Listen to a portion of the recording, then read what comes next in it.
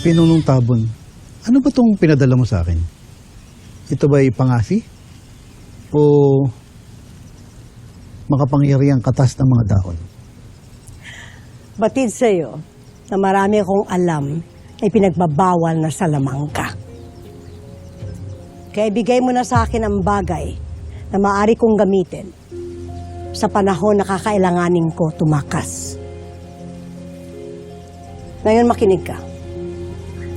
Lumayo ka na. At wag na wag babalik sa Sapiro. Ngunit pinuno. Baunin mo to sa iyong paglisan. Basta, magpakalayo-layo ka na sa lalong madaling panahon. Ngunit pinuno, paano ka? Huwag kang mag-alala sa akin. Lumayo ka na. Lumayo ka na, dali!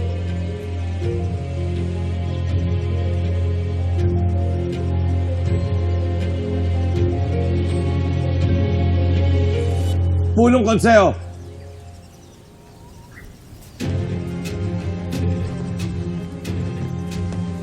Ipinapatawag ka ng ating hara. Marami pa akong dapat harapin bilang punong konseho. Pupuntahan ko na lamang siya pagkatapos ng aking gawain.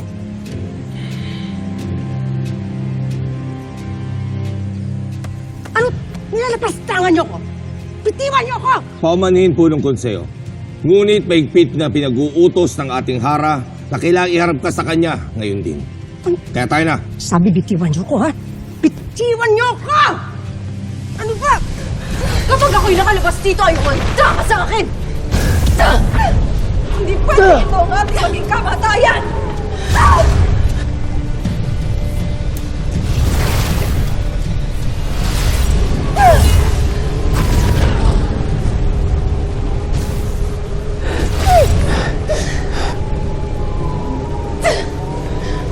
Adamos, tulungan mo kami!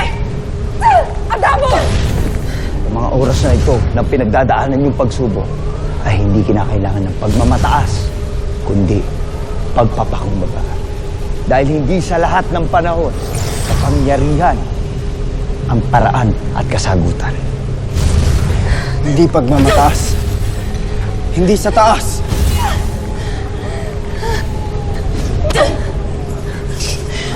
Hindi pagpapakumbaba. Sa baba! Sa baba!